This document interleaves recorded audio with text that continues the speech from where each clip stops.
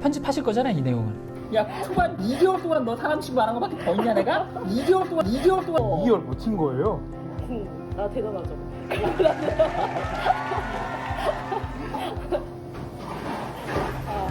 아 2개월 동안 인턴도 같이 있었거든. 거의 그 편집하실 거잖아 이 내용은. 쓰레기 취급했죠. 쓰레기 취급했죠.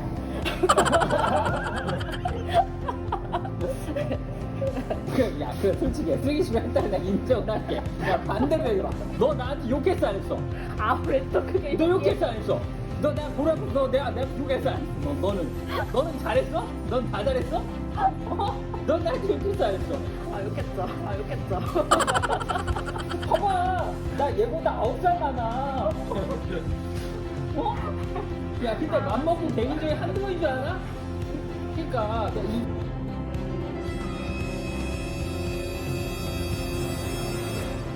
너 이씨, 야 편집하실 거잖아 이 내용은. 했지? 박수 치라고 그런 거. 박수 치라고 그런 거.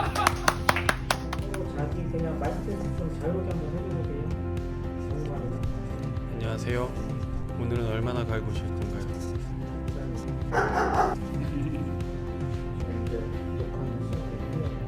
아 이제 시작한 거예요? 네, 누를까요?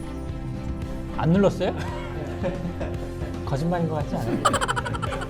방금 거짓말이었던 아, 방금 거짓말인 것 같지 않았어요? 네. 네.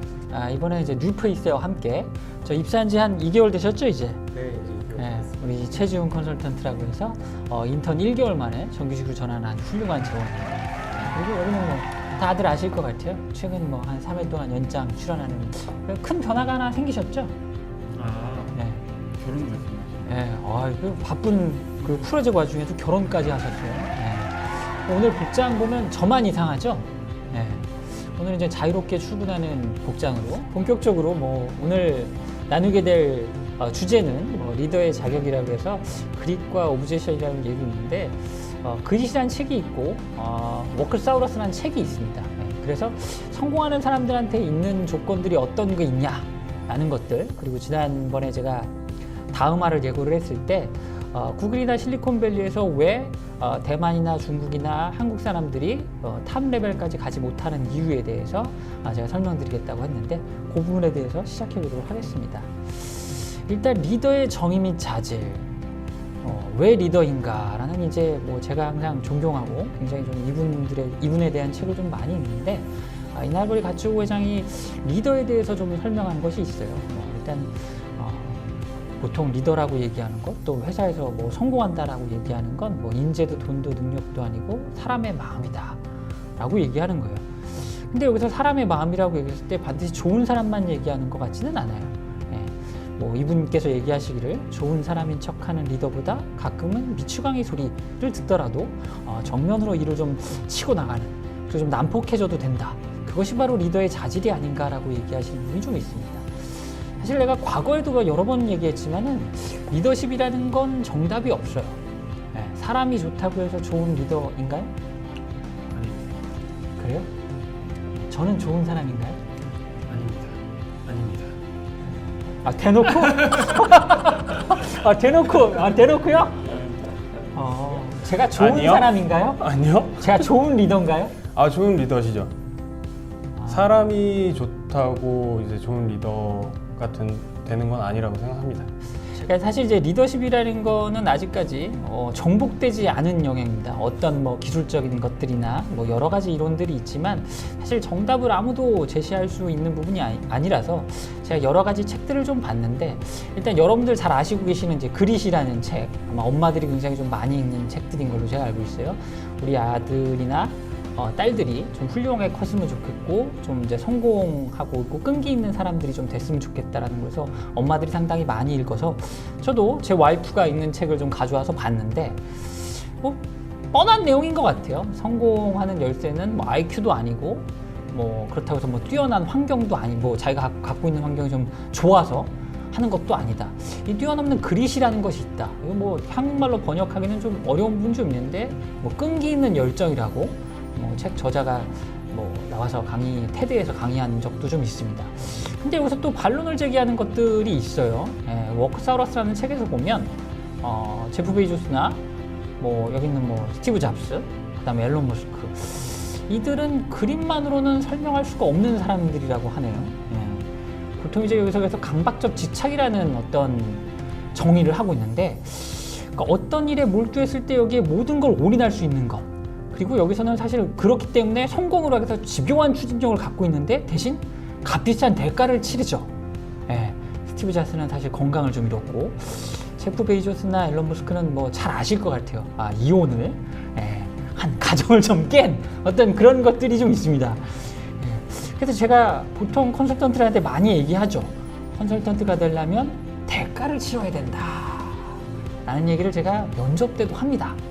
근데 대부분 보면 치르겠다라고 얘기하고 들어놓고서는 다른 얘기를 해요. 강박적 지착을 갖고 있다라고 얘기를 해서 이분들 자체로 본다 그러면 뭐 지금 밑에 있는 직원들은 굉장히 힘들죠. 아마 대부분 대기업 임원들도 약간 이런 것들이 있어서 그 자리까지 간 게 아닌가라는 생각도 많이 합니다.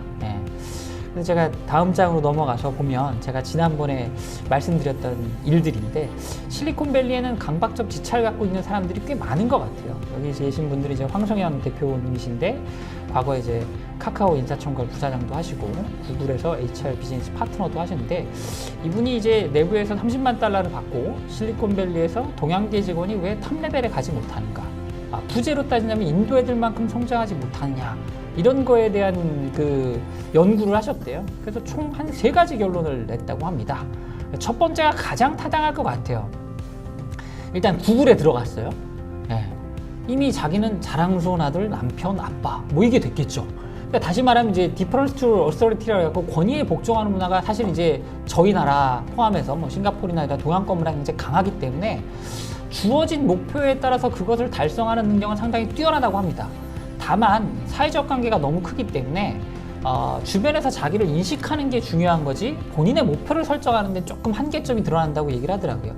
한국에 사는 사람들 대부분은 자기 자신이 자기를 어떻게 생각하는 건 그렇게 중요한 것 같지는 않습니다. 뭐 저부터도 커왔을 때부터 그랬는데 주변에서 나를 어떻게 생각하느냐, 조직에서 나를 어떻게 생각하느냐, 이게 훨씬 더 큰 사람들이기 때문에 아마 실리콘밸리처럼 훨씬 더 창의적이고 도전적인 환경 속에서는 성공하기는 조금 좀 어려운 부분이 있다.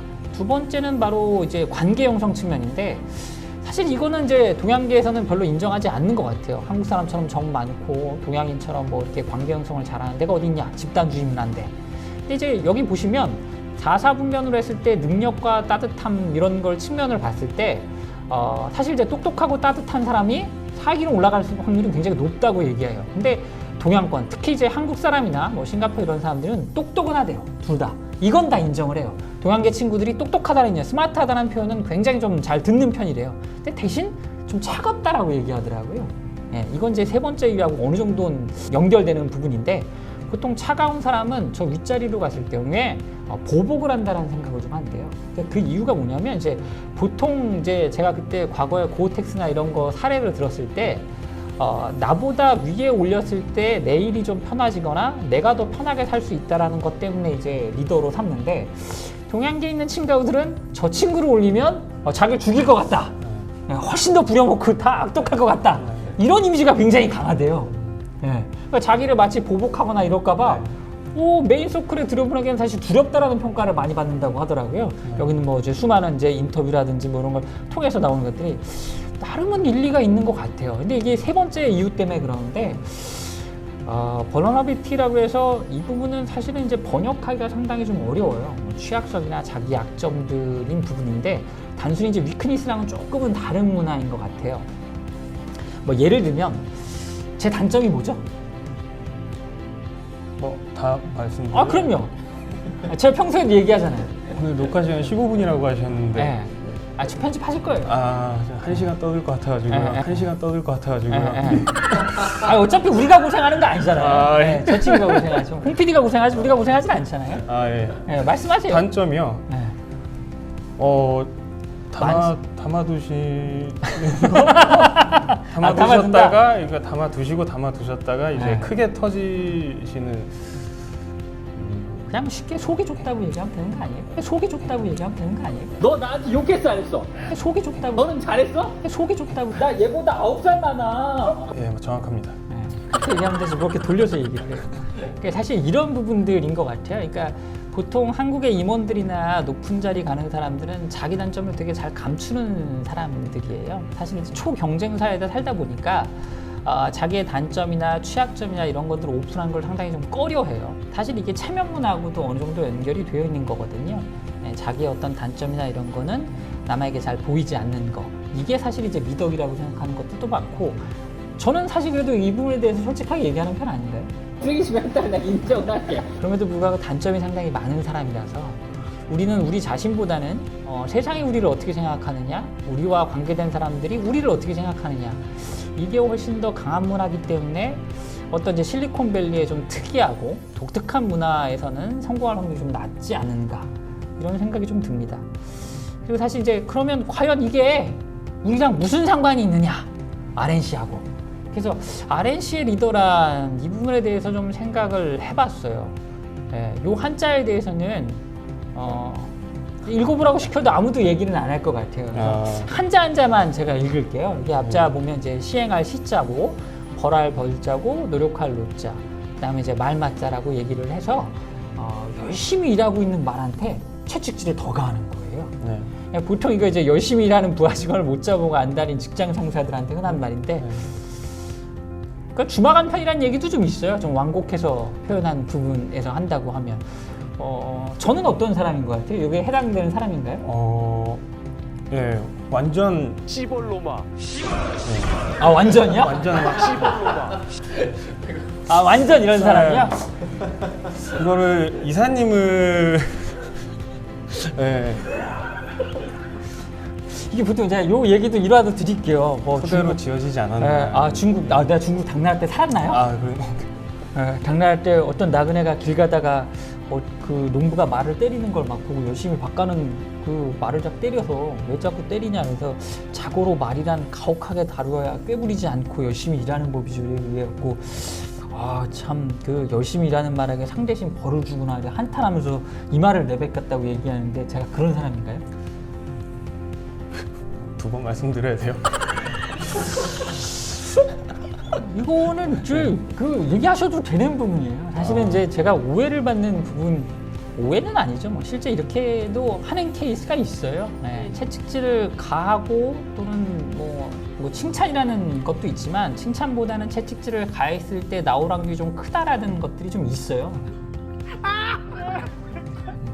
저도 뭐 완전히 동의하진 않고 밸런스가 중요하다고 생각은 하는데, 저희 회사도 그렇고 대부분의 컨설팅 업계 자체가 굉장히 그 직급 승진이 빨라요. 강한 성장 욕구가 있는 사람들이 사실 적합한 게 있거든요. 저희 회사를 지원하게 되신 분들이 상당히 오해가 되는 부분이나 좀 잘못 알고 있는 부분이, 빠르게 승진할 수 있는 것은 그만한 대가를 치르기 때문에 그 자리까지 가는 거지, 남들과 똑같이 일하면서 어떻게 우리가 상대하는 고객들한테 더 좋은 솔루션을 제공할 수 있을까요?